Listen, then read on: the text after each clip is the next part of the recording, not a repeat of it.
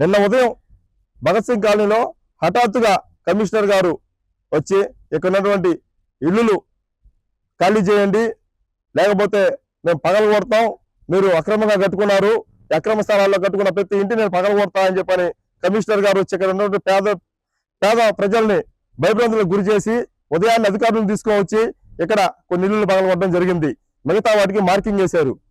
సరే సార్, మేము ఒకటి అడుగుతూ ఉన్నాం కమిషనర్ గారిని, అయ్యా నందన్ గారు, ఇప్పుడు మీరు అక్రమ కట్టడాలని నిర్మూలించేందుకు, అక్రమ కట్టడాలని పగలగొట్టేందుకు మీరు వస్తున్నందుకు మేము సంతోషపడుతున్నాం. కానీ మొన్న మీరు బీజేపీ ఆఫీస్ని తీసి పక్కన పెడితే వాళ్ళు మీకు సవాల్ విసిరారు.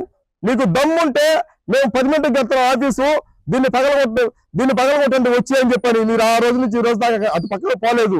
మీరు ఓన్లీ పేద వ్యక్తులపైన మీ యొక్క దౌర్జన్యం చూపిస్తున్నారు తప్ప, మీ జులుం చూపిస్తున్నారు తప్ప, డబ్బున్న నాయకులకు కానీ, డబ్బున్నటువంటి ప్రజలకు కానీ మీరు ఏ విధంగా కూడా ఇబ్బందులు క్రియేట్ చేయలేకపోతున్నారు. మేము చెప్తూ ఉన్నాం, వరంతోప్ సెంటర్ లో ఇరిగేషన్ కాలువ మీద 4 అంతస్తుల బిల్డింగ్ ఉంది, అది మీకు కనపడటం లేదా?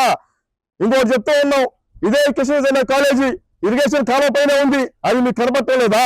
ఇట్లాంటివన్నీ వదిలేసి పేద ప్రజల ఇల్లులు, వాళ్ళకి పాపం ఇల్లు లేక రోడ్ల మీద జీవనం సాగించే వాళ్ళు, ఏదో ఖాళీ స్థలాలు ఉన్నాయి కదా, మేము చిన్నపాటి ఇల్లు కట్టుకుంటాము, ఇల్లు కట్టుకుని జీవనం సాగిస్తామని చెప్పని వాళ్ళు ఇల్లు కట్టుకుంటే మీరు పగలగొట్టే వాళ్ళు ముందుగా నోటీసులు ఇచ్చి వాళ్ళకి ఇంకో దగ్గర ఇల్లులు ఇచ్చి వాళ్ళకి ప్రజల మధ్యలో ఉండే విధంగా ఇల్లు ఏర్పాటు చేసి మీరు పగలగొట్టాలి. కానీ మీరు అదేం లేకుండా నేరుగా వచ్చేసి మీరు ఇల్లు సామాన్లు తీసుకొచ్చి బయట పెట్టండి, మేము పగలగొట్టేస్తాం అని చెప్పంటే ఇక్కడ చూస్తూ ఊరుకోరండి. కమిషనర్ గారు, నేను చెప్తున్నా సీరియస్ గా, మీకు గట్టిగా ఈసారి కానీ భగత్ సింగ్ కాలనీలో ఉన్నటువంటి ప్రజలకు కానీ ఇబ్బందులు కలిగేలా కానీ మీ అధికారులు వచ్చి పగలగొడతామని చెప్పంటే మీరు నారాయణ కాలేజ్ దగ్గర స్టార్ట్ చేయండి, అక్కడ పగలగొట్టుకుంటా వచ్చి ఇక్కడికి రండి, అప్పుడు మేము ఒప్పుకుంటాం పగలగొట్టడానికి. అంతేగాని మీరు పేద ప్రజల పైన కానీ మీ జులుం ఉపయోగిస్తామంటే మాత్రం సిరివేల నరేష్ అనే వ్యక్తి ఒప్పుకునే సమస్య లేదు. కాంగ్రెస్ పార్టీ అండగా ఉంటది. ఈ కాంగ్రెస్ పార్టీ నుంచి రేపటి నుంచి వీళ్ళు ఇక్కడ ఉన్నటువంటి పేద ప్రజలందరినీ గ్రీవెన్స్ తీసుకోవచ్చి అక్కడ అర్జీ పెడతా, కోర్టు నుంచి నోటీసులు కూడా ఇస్తాను మీకు. మేము మళ్ళీ చెప్తా ఉన్నాం గట్టిగా, కోర్టు నుంచి మీకు నోటీసులు ఇస్తాం. ఎందుకంటే పేద ప్రజలు బతికేదానికి గవర్నమెంట్ ఎప్పుడు కూడా ఇల్లులు ఇవ్వాలి. ఇల్లులు మీరు ఏమైనా ఇస్తున్నారా? ఎవరు? డబ్బున్న నాయకులకి ఇల్లులు తీసుకెళ్ళిస్తారు.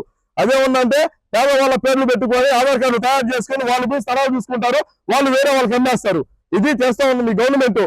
జగన్ కాలనీ ఉంది కదా గుల్లపాలెంలో, రాండి చూద్దాం, అక్కడ క్రేన్ తీసుకురండి, అక్కడ చూద్దాం మనం ఎన్ని ఇల్లులు కట్టుకున్నారు అక్రమంగా, ఎంతమంది కార్పొరేట్లు అక్కడ ఇల్లులు కట్టారు, ఎంతమంది కార్పొరేట్లు అక్కడ స్థలాలు అమ్మేశారో తెలియజేస్తాం మేము. హలో సత్యం, నాన్నకి ఉన్నట్టుండి మూతి వంకరపోయింది, కాలు చేయి కదిలించడం లేదురా, పెరాలసిస్ అనుకుంటా. నాకు చాలా భయంగా ఉందిరా, త్వరగా రారా సత్యం. ఏంటి, నాన్నకి పెరాలసిసా? వస్తున్నా అమ్మా. కంగారు పడుకు సత్యం, వెంటనే మీ నాన్నని ఎన్ఎల్ హాస్పిటల్కి తీసుకుని వెళ్ళండి. పెరాలసిస్ వచ్చిన 4.5 hours లోపల ఇంజెక్షన్ చేస్తే పెరాలసిస్ నుంచి రికవరీ అవ్వచ్చు. అవునా? సమయానికి చేతిలో డబ్బులు కూడా తక్కువ ఉన్నాయి. మనలాంటి సామాన్యుల కోసమే సామాన్యుడికి సైతం కార్పొరేట్ వైద్యం అనే నినాదంతో ఎన్ఎల్ హాస్పిటల్ మనకు తోడుగా ఉంది. అక్కడ 1-2 వెల్ ఎక్స్పీరియన్స్డ్ న్యూరాలజిస్ట్ డాక్టర్లు అందుబాటులో ఉన్నారు. వెళ్ళిన వెంటనే సమయం వృధా అవ్వకుండా ట్రీట్మెంట్ మొదలు పెడతారు.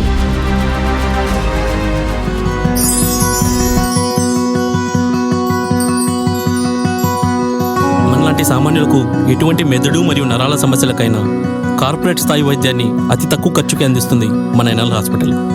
ఎనలేని అనుబంధం. NL hospitals, opposite water tank, Magunta layout, near Annamayya circle, Nellore.